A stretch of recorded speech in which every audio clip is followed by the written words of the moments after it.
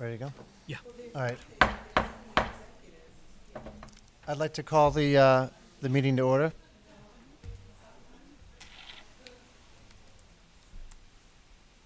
Jeff was much more forceful. You always have to go to the bathroom. First, welcome back, everybody. I hope everybody had a good summer. This is our second board meeting of the academic school year, so you guys missed the first one, which was the most exciting of all.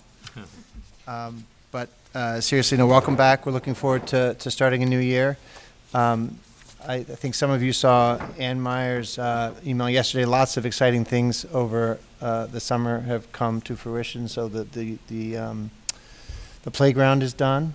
A lot of other things that are less noticeable but important nonetheless. Many of them financed or funded by the school foundation. So we again express our gratitude for them and what they've done, and are looking forward to getting off to a good start here. So with that, I'd like to ask if anybody had any comments or thoughts on the minutes. Otherwise, we would move to approve the minutes from the prior meeting. A motion to approve. So move. Second. Great. All in favor? Aye. Aye. All right, Dr. Montesano, it's your. Thank you. Good evening, everybody, and I too would like to welcome everyone back to a new school year. It's promised to be an ambitious and exciting year ahead. Before we get into some of the details of my report, I just want to take a quick moment to thank Mike Lee and his staff and all the clerical and technology staffs for working so hard throughout the summer to get our buildings and classrooms ready for the start of the year. A lot of work goes on. You know, we only have a few days left before everybody comes. You look in the hallways, you wonder how it's all going to be put together. I always get worried about that, but Mike assures me it will. But there's been a lot of things that have happened over the summer and a lot of new technology, and Jen Forsberg is here, and she worked hard over the summer with her technology group, and the secretaries are all in, so we want to thank them for their efforts in getting us ready for the year. We had the last 2 days of our new teacher, or last 2 days we had our new teachers in for an orientation, so we're off to welcome the new staff members here. Our student athletes have already started. I know games are actually starting this week, which seems incredible, but they're off and running, and we've had our tech interns in here as well, so the buildings come to life, and we're all ready to go. But now I want to focus a little more on the year ahead and some of the agenda items that we have planned, and outline some of the major initiatives and goals that we have for the year. First, in the area of curriculum instruction, as you know, everything is driven by the Bronxville Promise, and we are certainly committed to continuing the good work that has started. The last 4 years have primarily been focused on defining the dispositions of the promise, how that enters into our classroom, et cetera. And this year, we're going to dive deeper into the 4 dispositions and challenge our staff and students even more. Connected to some of this work, we're looking to expand the student portfolio project that's connected to the promise to grades 5 and 8. We're going to look at our partnership with the Ed Leader 21 consortium of schools to see how other schools are addressing 21st century learning, to make sure that we're on top of the best practices. And something that you'll be hearing more about in the coming months is a consortium called Mastery.org that we've just joined as one of the first public schools that have been allowed into the consortium. It's been led primarily by independent schools, and basically looking at the traditional high school transcript and getting away from a GPA type oriented transcript to represent more authentic student work. As they tell us, they're years away from actually doing some of that work, but it sounds very exciting for us, and we're glad that we've been accepted into the consortium, and Ann and Mara are taking the lead on that for us, but I think it'll be an exciting venture just to explore what other independent schools are doing, and how they're approaching it. And I think their goal is to work with colleges to try to make the transcript more meaningful moving forward. So we'll keep you posted on that as we progress. Dr. Ketku normally would be here to present the achievement profile and share assessment data. The state has embargoed the data, so we're not ready to present that yet. But she's going to talk at a future board meeting, hopefully September meeting, about the achievement profile, assessments, but also about more of the work connected to the Bronxville Promise and the implementation plan for this year. So you'll hear more about that. Another area that we're going to focus on is obviously the design, planning, and communication of our capital projects that we know are going to take a significant amount of time this year. And before I get into that, let me talk a little bit about where we are with the capital project, provide everyone with a quick update about what's been done so far and what some of the immediate steps are. As John mentioned, the elementary school playground's complete. We had our final inspection. We've actually seen little ones playing out there already. But it looks terrific, and we're very excited by that. And I know Trish is planning a more formal ribbon-cutting ceremony on October 10th, I believe. And I'm not going to talk about the other part of what you're planning, Trish. It'll be a surprise. The other good news is that we just received final approval for our Phase 1 projects, which are the Chambers Field and Track, the flood mitigation pumps, and the replacement of the ceiling tiles in the playrooms. We just got that, I think, 2 days ago, the final approval. So they're issuing building permits for that. So to date, we have issued the purchase order for the pumps, which we hope to get installed by sometime in November as they build them out, depending on production time. And the cost for the install in the pumps is directly in line with our budget. We were hoping to save a few dollars, but amazing, it came out to almost the exact amount that we budgeted for. We will be going out for bid on the Chambers Field and Track next Thursday, and we're hopeful that we'll be able to approve a bid at our September meeting for that work, which would put us on schedule to hopefully start very soon after the homecoming weekend in October. And we do anticipate sending out bid requests for the ceiling tile replacements in October, and look to have that project done over the Christmas, New Year's break as well. So those are the Phase 1 projects, so we're pleased that we're making some progress on that. Some of the next immediate steps will be for us to hire a construction manager. RFPs for the construction management have gone out. We've had several interested vendors come and walk through the building with Mike to understand the projects. Once we review the proposals, we want to set up interviews with the board, similar to that which we did when we looked for a new architect. So the board has an opportunity to interview the potential construction managers. But the recommendation is to hire one make a recommendation to hire one if we can at the September meeting, so they're on board early and during the design phase. So if there's any issues during the design phase, they can flag it for us and be involved in that rather than after the fact. I think that would be wise on our part to do that. Now, regarding the Phase 2 projects, which is really the bulk of the work from the bond, land is about 65% complete with the construction documents, with an expected 75% completion by September 15th. And once we're satisfied with the plans, they'll be sent to the state. We'll again ask for a third-party review of that because it seemed to expedite the approval process quite a bit for us. And we do have a goal of starting that work next summer, which is nice because originally we were talking about a year later. So if we can get all that done and approved, we'll gain a year on our construction, which would be terrific. We also have land in to review our library renovation plans. We're potentially going to re-engineer some of that project or possibly combine some of the HVAC work, if possible, with some of the bond work. We're not sure if we're having our attorney check out the legalistics of that now. But we're hoping to see if we can bid the project in February with, again, a summer of 2019 work to be done for the library project. One of our other goals is to provide further review of our safety and security plans and protocols. We want to continue discussions we had this past year, explore the possibilities of increased police presence in the morning at each of the school entrances. We're also planning to add security doors at the stairway located at the elementary entrance, that doorway that goes upstairs. Put doors there that'll be monitored by the security guard with a buzzer system. We also plan on issuing student ID cards this year for grades 6 through 12. That'll be tied directly into their cafeteria and library accounts, similar to what they would get at a college. So it's just one card swiping for everything. We're hoping to have that ready for our first day, but we're still working out some logistics with our software programs. So it looks like that's going to be closer to the end of September for that.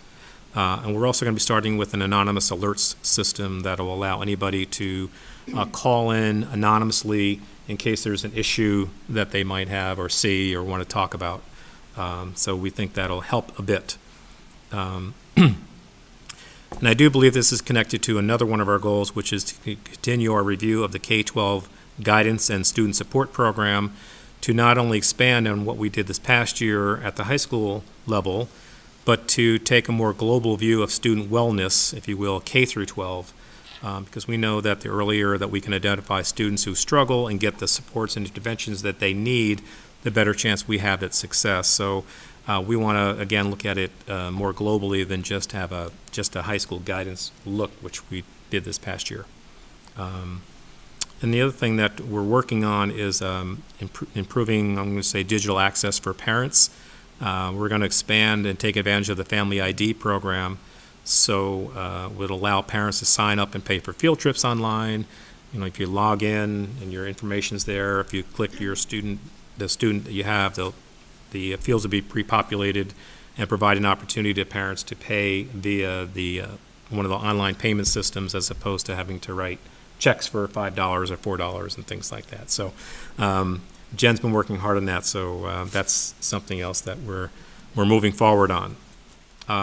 Next, I'd just like to talk a little bit about some of the enrollment information. I know there's been talk about, we see a lot of kids moving into the district, a lot of strollers and things like that around. So I have asked the principals for some updated enrollment counts. So at the elementary school, we currently have 103 kindergarten students registered. We anticipated about 100, so that's within line of that.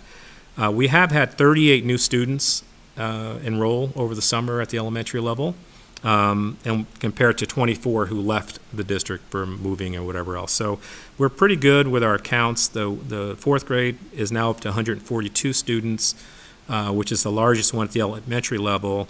We're keeping our eye on the class size. It's in that 23, 24 range. So we already have 6 sections there. So Trish assured me we can't have any more in fourth grade. They'll either be promoted to fifth or sent down to third because her schedule won't work. So that'll have to be that, right? So There's 7 twin sets.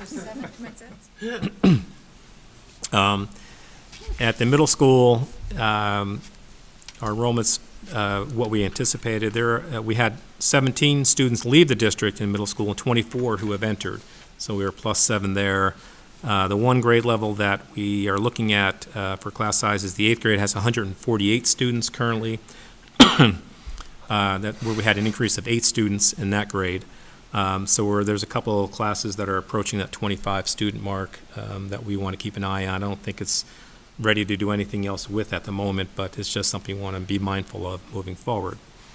And at the high school, we've had 17 new students and 15 who have left the district.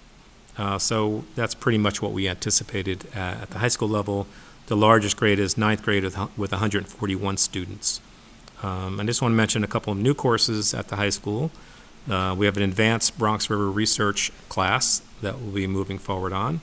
Bronco TV, and when you get a chance to look through the building, you'll see the TV studio. Thanks to the support of the foundation, is moving forward. It looks great, and they've done a lot of work in there. We're offering an honors band, honors orchestra, and that computer science principles that was a pilot this past year is becoming a full class. So you can see we have a lot of things going on, a lot of good things that we're working on, and I look forward to an exciting year with everybody. So with that, welcome back. Thank you.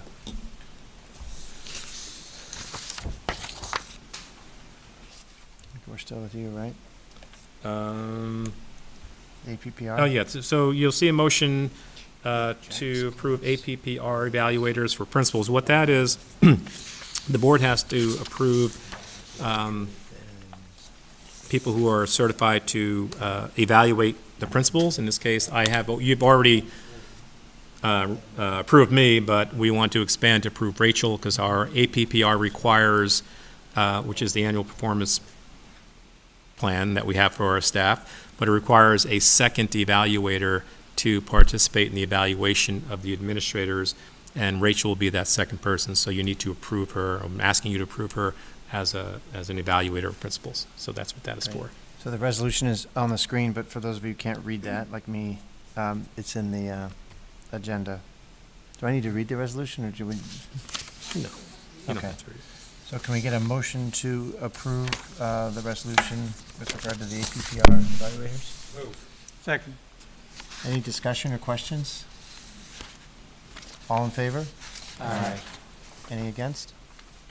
Okay, the next item under my report is the professional development plan. Each year, the board is asked to approve a professional development plan. In our district, it is done by the policy board. So this is the result of their work, and it's being recommended to you to approve the plan for this year. Can we get a motion to approve the professional development plan? So moved. Second? Second. All in favor? Aye. Any against? No. Dr. Kelly, I think you're up. Good evening, everybody. Before I get to the resolutions, I just want to acknowledge that for the past 2 days, we've welcomed our new teachers to our 2-day new teacher orientation. And I know that I am speaking on behalf of all the administrators when I express our excitement over our new cohort. And it was a joy to welcome them and to acclimate them and to teach them about our Bronxville promise and the dispositions we hold so dear. And we also included our psychology interns and our teacher residents. So it was 2 days of some really substantial work together. So I wanted to thank everyone for being a part of that and to encourage you when you see any new teacher to welcome them warmly. So I have a number of agenda items, resolutions for you to consider this evening. Many of them are typical for this time of year. The first batch, certified staff, A through C. We have part-time high school English, an FML leave request, as well as a revised list of our teacher mentors for our new teachers.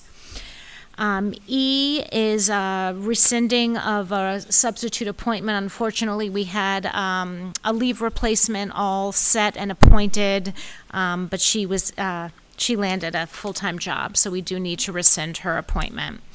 Then we have a number of appointments of hourly employees. This includes teacher aide resignations, as well as new teacher aide appointments. Our full list of teacher aides for this coming school year, as well as the rate at which we pay our lunch monitors and teacher aide subs. In addition, we have our substitute teacher appointments, which include teachers, teacher aides, as well as nurses, clerical, and maintenance facility. That takes us through agenda item V. And then before you this evening, we also have our contract with our medical director, Dr. Levitt, as well as an initial probationary appointment for 2 of our civil service workers, as well as a nurse at St. Joseph's School, which we are responsible for the health over there, and then we bill the districts of the residents. And then there's a list of special other stipends. Those have been negotiated with our teacher unit, as well as approval of 2 new coaches and a revised fall coaching roster. So I ask you to consider A through double F, With the exception of D. with the exception of D is no longer on there. So how do we sit, as the school starts, I think next, was it Wednesday? As far as open positions, other than the one you discussed, do we have any other open positions you're still No, so wrestling we with? do have the one open position. We have 2 more interviews tomorrow, but we have a Plan B in our back pocket. Everything else is covered and ready to go. Okay, can we get a motion to approve A through double F with the exception of D? Move. Second. All in favor? Aye. Any against? Great. Special ed. Yes. So the board has before you, which you do annually, the Committee on Special Education, the Committee on Preschool Special Education, as well as our Section 504 recommendations. So it is the responsibility and the obligation of every board of a public school to approve the services that have been recommended by the Committee on Special Education for our students with disabilities. As you are aware, this is a very regulated area, special education in 504. And the district takes very seriously those regulations. A very comprehensive process when students who are suspected of having disabilities are referred for an evaluation and then reviewed by an interdisciplinary team. So what you have before you are the recommendations that the committees have made, and I'd like you to consider approving those so we can ensure that the resources are all set for our students come this fall. And the resources are in place today to accept this volume of recommendation? That's correct. Second. Okay, second. All in favor? Oh, any discussion? All in favor? Aye. Any against? Okay. Thank you. Mr. Carlin? Good evening and welcome back. Some of us never left. I'll start off with a financial update. Our 2017-2018 audit is complete. It was very, very quick and clean. We're awaiting draft financial statements. We had an excellent finish, which is reflected by surplus revenues and state aid and special ed tuition, combined with about a 1% surplus on budgeted expenditures, which is more than enough to cover our $500,000 appropriation to offset the 2018-19 tax levy. And we're also going to fund about $500,000 for the reserve for future capital projects, which would be a nice cushion to sit on when it's time for field replacement, because as we've discussed before, when Hayes Field and Chambers Field need to be replaced 10 years from now, it's going to be a big ticket item. So it's something that we keep looking at down the road. We also anticipate keeping a 4% unallocated, unrestricted fund balance. So we're in excellent financial condition. 2018-19 is very early. I haven't yet completed a July summary, but I'll include it with August at the September meeting. Typically, we don't really know much right now until school starts and we get salaries encumbered. However, I have not seen anything to give me any concern that we won't be in good financial shape this year. So we had a good year. We're looking forward towards another one. Hey, Dan, I didn't have a chance to go back and look at, I think the prior, this is the June 30th, kind of the one-page summary.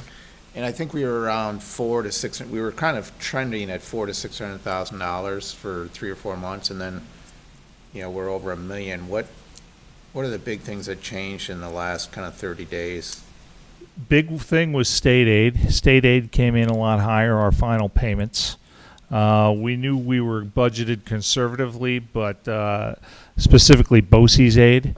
We've been increasing our BOCES services over the last few years, so the aid we're getting back on that was higher. And on the expenditure side, just we had a bunch of purchase orders that hadn't completely liquidated yet, so it's basically sucking up nickels from all over the budget. Yeah. Turns into a lot of money when we close all the purchase orders out. And remind me, if you put the $500,000 in the capital account, that stays there. It's kind of like a piggy bank because you can't take the money out other than for capital projects, and then Need a it has to be- referendum to get it out. Right. However, there's no other place where we could legally keep it and Yeah, not get we're our hands maxed out. slapped. Yeah. Okay. I also have 3 financial action items, A, B, and C. A being a resolution with a contract for a contractor, the Learning Shop. We use them for homebound tutoring as needed. We anticipate expenses in the $15,000 range. I think it was maybe $11,000 last year, $17,000 the year before, or vice versa. So that's usually where it comes in. And this is typically for injured or sick students or something of that nature. So we're asking the board to approve that. Contracted transportation for athletics and field trips. We did a bid. 2 bids were received. Our current vendor was by far the low bidder, so we're recommending we award the contract with anticipated expenses in the $200,000 range or so. And then C is a negotiated settlement regarding a special ed situation where the board has been briefed in executive session. So on A and B, I guess, how do we feel about the quality of the services we've been getting? I mean, I guess with B, Karen, it's probably mostly you. I mean, do the buses show up on time? Are they clean? Do they get people where they need to go? And I guess with regard to A, that probably is the principal question about in-home tutor. Are parents happy? Are teachers happy with the quality of service we're getting from the Learning Shop? So I can speak to the homebound tutoring piece. So this is for students who have medical conditions that result in them not being able to attend school. It's also for students who have been suspended. It's still our obligation to provide instruction. There, for elementary school students, it's 5 hours a week. For secondary students, it's 10 hours a week. And yes, we have been pleased with the Learning Shop. We have requirements for them. They have to be certified. They have to pass our background checks. And generally, they work very closely with us. They receive the work from us. They are in contact with either the guidance counselor or the classroom teachers. And generally, it has worked out well. I think Karen and I talk about buses at least on a weekly basis. This is about the second or third vendor we've been through in the last 10 years, and with similar results. Not great, not horrible. We're a small school, so interest in us to provide this service is not all that great. And furthermore, interest in getting buses on the road in southern Westchester at or around rush hour. Reliability is an issue, but I think it would be an issue under any circumstance. So we debated whether we wanted to keep this vendor, and we couldn't come up with a good reason not to. That's the ringing endorsement I give. So we're going to go at it another year, see what happens, and keep working on it. What does the bid actually state? Because it stated that was actually used. So are they bidding on a example? It's a menu about 5 or 6 pages long with basically every location in Westchester, Putnam, Rockland, some in the Bronx, every regional location you could think of. There's literally hundreds of them. And there's a dollar amount they fill in for each of those locations. And it's really miles from Bronxville is the guiding the guiding cost directive there. So they bid on each one of those locations, and the winning bidder was consistently lower for every location, probably by close to 20%. So the bids weren't even close. But we don't know where we're going yet. We don't have schedules for all the sports, so we can't tell them we need 5 trips to Pelham and 30 trips to Pleasantville, and so the state mandates that when you do a bid like this, the way you calculate it for competition purposes is you calculate one visit to each location Sure. to compare the two. And in That's the, it. and in the contract, because I've got some experience going to buses and then they break down right in front of the school. Do they get penalized when that happens?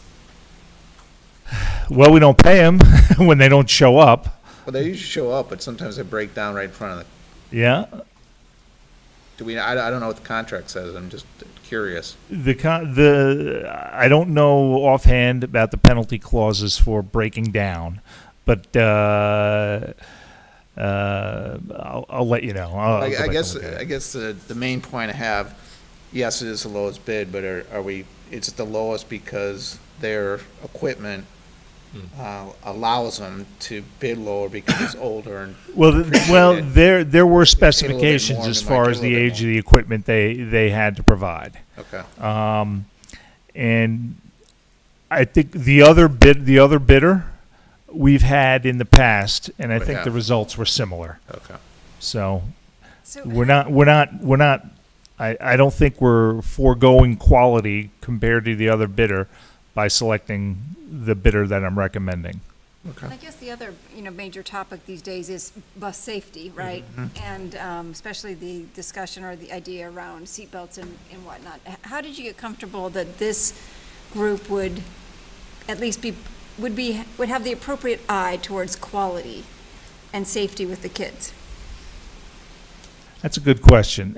We have experience with them. That's one thing. A lot of quality and safety is mandated by the state in the first place, such as age of buses, drivers with clean records and background checks and the like. There's even substance abuse testing on drivers. But as far as seatbelts, we don't mandate them for these sort of runs. We could get into doing that, but there's actually two schools of thought as far as seatbelts go on buses. Well, I think that just was in the newspaper that the state is thinking about it and would make a change before we had to do anything, but it Sure. was definitely a Yeah. hot topic.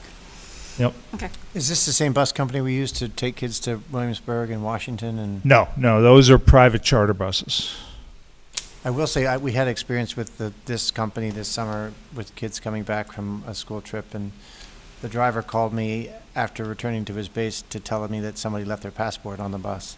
So I was happy with that experience. It wasn't my Sure. passport, but no, he was mindful enough to realize that was an important document and that it was important for us to know that we had to go Great. get And it. have you So checked the bus yeah, at all? Yeah. so and they were on time and available, so no breakdowns. So I guess a motion to approve resolutions A, B, and C that Dan just went through. Second? Second. All in favor? Aye. Anybody against? Okay, great. The next item is regarding the corrective action plan for the New York State Controller's audit. I circulated a draft to the audit committee, I guess a couple of weeks ago. We filed it with the state, and the state just needs to see evidence that it's been given a stamp of approval by the board. So that's why this item is on the agenda. So this is a notice provision. Exactly. Move. Second. I think so everybody take a look at your email and read the document. Yep. Thank you. And both the audit, our response, and the corrective action plan will all be available on the website. Okay, Dan, Could still you on? let us know at some point that you've done all the corrective? Sure. Thank you. You don't have to provide any in addition to the controller's office that the board is okay with the corrective action? They'll see the minutes that it was on the agenda. That's it. Okay, I'll And- provide them the minutes. okay. And that's part of the reason I was asking Dan, because when they come 5 years from now, it would be nice to have in the minutes that the board paid attention to whether the administration actually did what it said it was. Yeah, gonna do. maybe in a few months down the road, we'll have a corrective action plan review as part of the financial report on the agenda, and that'll probably take care of that. Great. Be able to show them both of those 5 years down the road. Gray hair's coming through. Gray hair's coming through. No further questions. Facilities update. I had a long list here, and I checked off just about every one as Roy was speaking. There's two I did not check off, though. I gotta give him something. Roy did not mention the renovation of the special ed classrooms on the third and fourth floor. Thanks to mostly to the Bronxville School Foundation. And we got, how many classrooms? Was it like 5 or 8? 8 classrooms renovated, and they look great. And I think this was really important to both Rachel and I, because those areas weren't really going to be touched by the project. So we wanted to make sure we gave them a little extra attention this summer, and thanks to the foundation for helping us out with that. The other is Karen has been working diligently to get the last piece of use out of Chambers Field that we can possibly get. It's been GMAX tested and repaired to get us through hopefully one last football season and whatever else we can play on there. And if all goes well, we hope that sometime during the spring we might be able to get on a renovated field. Dan, what if we start the construction, like Roy said, in the fall, they can't get it ready for spring sports, do we have a backup plan?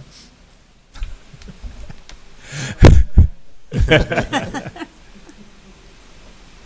to have some, request more field space from each district, similar to what we've done when we only had one field, which pretty much been every year, so. Yeah. But we'll have, having Hayes be turf is gonna make that a lot easier. We can run a lot of Hayes through, but we'll have to offsite. And it's somewhat easier in the spring in that we can play every sport we play in the spring on Hayes Field.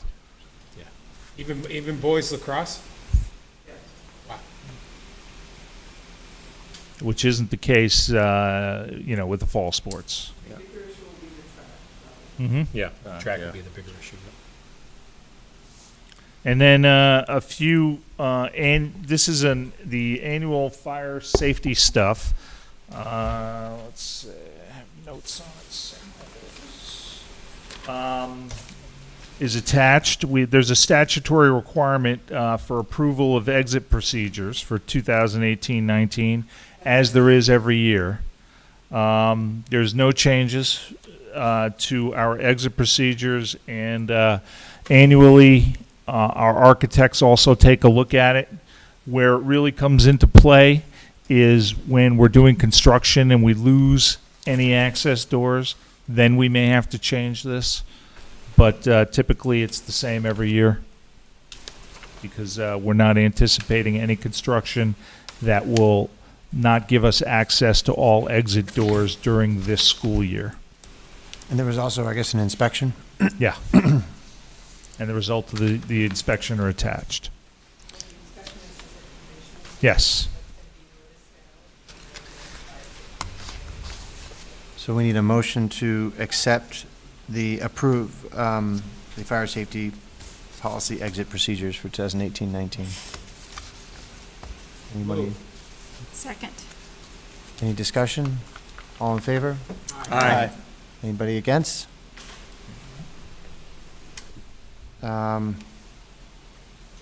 It says any other facilities action items. Do you have No. anything else? None today. I do want to mention that, or reiterate, as Roy said, that we will be scheduling interviews with construction managers. That is the big step over the next few weeks, aside from the bid that's already going to be advertised. I think it's 2 days from now, Thursday. The bid's going to be advertised and due 3 weeks from Thursday for Chambers Field. But the timing is such that at the next board meeting, we hope to appoint a construction manager and award that bid. So that there's a lot of work to be done as far as facilities go between now and then. Dan, remind me, how many responses to the RFP for construction manager did we? We've had 4 guys go through. So I think, I think we'd like to have board member involvement in the interviews of Oh, those. yes, if not all board members. Okay. So you'll be reaching out to us around Yep. the timing of that. We'll go through the facilities committee first and see perhaps how the facilities committee might want to do with that, and invite the whole board if they want. Okay. Yep. Yeah. Any idea? We if could there's certainly gonna be do a lot that, of- but I think probably the board as a whole to interview the construction manager, given the scale of this work. That's how we've done it before with And the architect. timing. Yeah, I no think problem. it's- Yeah. That makes sense. Dan, you have any idea if there's going to be much interest in the Chambers Fields project? I think there will. I think the fact that the guys who do this kind of work, if they think they can squeeze one in before next summer, you know, that's what I'm hoping, that it's kind of off cycle from most field replacement, so it might be attractive. You know, we're going to reach out to the guy who did Hayesfield. You know, it was a little late, but I think he did a really, really good job. So, and Who was that? that was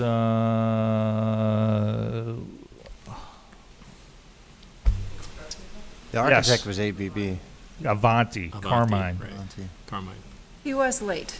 Let's not forget, He was late. He was late. But you were pretty satisfied with the end product. I think Yes. everybody was. It's Yeah. great. Yeah. Very satisfied with the end product. And he was late because he didn't get material in time for the most part. Yeah. But, you know, I think he could have done a better job of ordering it quicker, but we'll be on him, and we'll have a construction manager to be on him too. Yeah. So whoever gets the project would have, you know, dual oversight like that. Yeah, there were days when nothing was going on that I Nope. would think that a CM would be on top of him about. And days when there was 2 people out there, it felt like. Yeah. The next section is policy review, so Yeah, as the board knows, we did contract with New York school boards to do a policy review for us because we want to make sure that our policies are aligned properly and that we have all the right mandated policies. And we also feel that by doing this, we'll get continuous updates on any new mandates or recommended changes to existing policies, et cetera, et cetera. So what you see before you is, as a result of their initial review, there are some policies that we were missing that are mandated. So we put them up for a first read for your review and hope to approve them at our next board meeting. Do school boards do an update service? Yes, Okay, yes. so they'll, like the Erie one, BOCES? Well, I had both experiences in my previous district, and I liked school boards better. I liked their updates better. They were, pretty sure they were quarterly, if I'm not mistaken.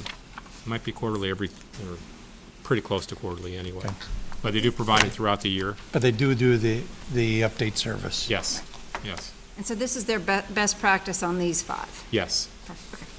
I thought they were very well done. Yeah. They were easy to read, easy to to read, right. understand. so we should expect a series of all of throughout the year. Well, yes, yes, we should on updates, when updates come. I mean, if we have things in place that we're happy with, that they've reviewed and said they're fine, we're not gonna, have to go through that process. But as they find something we're either missing or new mandates that come out or updates to existing policies, that's when you'll see this, yeah.